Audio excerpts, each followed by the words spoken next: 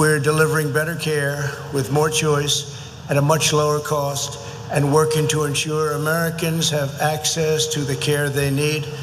My plan expands affordable insurance options, reduces the cost of prescription drugs, will end surprise medical billing, increases fairness through price transparency, streamlines bureaucracy, accelerates innovation, strongly protects Medicare, and always protects patients with pre-existing conditions. So that's all nonsense. Donald Trump's executive orders are really just there for PR purposes, which is his entire presidency, let's be real. So US President Donald Trump on Thursday signed 2 executive orders on healthcare for Americans that lawyers said will carry little weight as the president seeks to boost his flagging credibility with voters on the hot button issue ahead of the November 3rd presidential election. Trump signed the twin orders implementing his America First healthcare plan in an airport hangar in Charlotte, North Carolina, amid an audience that included medical professionals. But again, he is not really doing anything about it. He had promised during the 2016 election that he would repeal and replace Obamacare, and he's done nothing of the sort except for the fact that the individual mandate was scrapped, obviously, but Trump's been doing this regularly now. Executive orders that don't do anything, but have the appearance of doing something. So what is in these nothing executive orders? The order declares it is the policy of the United States for people with pre-existing health conditions to be protected, avoiding the thorny details of how to ensure such protections without ever either leaving the ACA or Obamacare in place or crafting new comprehensive legislation. The speech and executive order stood as a tacit admission that Trump had failed to keep his 2016 promise to replace his predecessor's signature achievement with a conservative alternative. The vision Trump laid out Thursday was a far cry from the full and complete plan he had promised repeatedly in recent months, each time failing to meet his self-imposed deadlines. For a president who campaigned in 2016 pledging to repeal and replace the ACA, Trump's 2020 signature healthcare speech instead expressed a willingness to keep the law largely in place. Unable to repeal the law, Trump appeared open to simply rebranding it.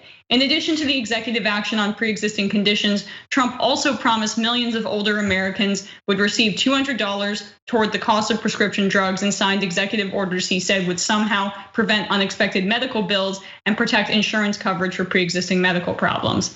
The White House released no details of how the $200 program would work, how it would be funded, and whether this was a long-term plan or one-time payment to seniors ahead of the election. Because it's not going to happen. So this is what Trump does all the time. He tries to get PR for things so people believe that they're being helped without actually helping people. Right, exactly right. And even when he's trying to do some positive PR for himself, the truth is, if you look at the details and what you mentioned, Emma, a card with $200 on it is not going to help Americans afford the insanely expensive price of prescription drugs.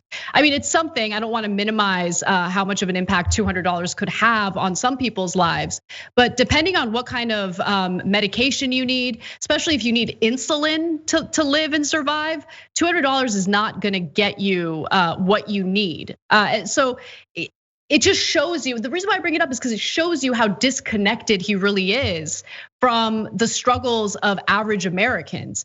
He has some, feel for what they're stressed about, but doesn't really comprehend what needs to be done in order to genuinely help people out so they could actually get the healthcare and the prescription drugs they need to survive.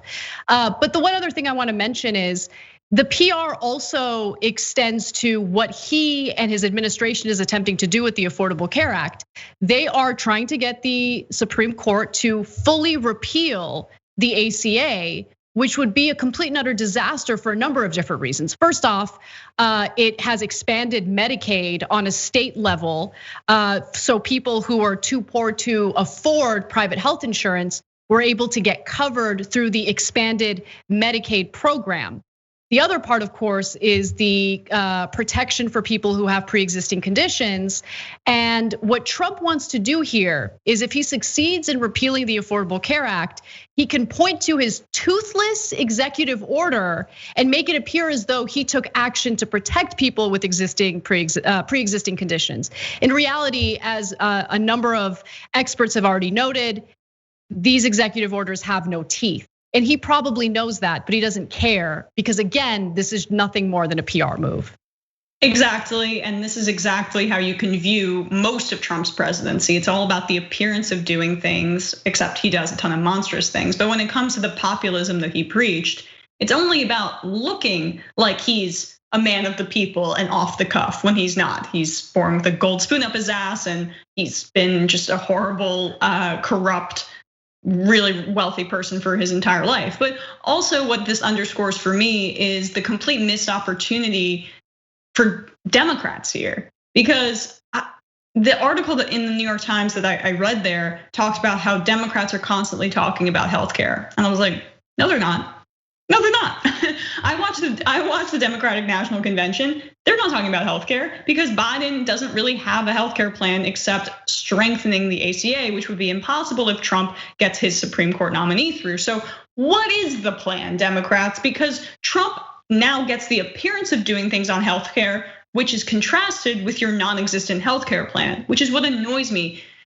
Healthcare is the #1 issue for Americans right now. And if Democrats had the gumption to back Medicare for all and really push it to the fore, it would be an enormously popular campaign issue because that sounds good for people. No matter what the alternative is, people are like, I want that, not what I have now, because what I have now sucks, especially when there's mass unemployment in the middle of a pandemic and we've tied healthcare to employment in the stupidest way imaginable. Thanks for watching the Young Turks, really appreciate it. Another way to show support is through YouTube memberships.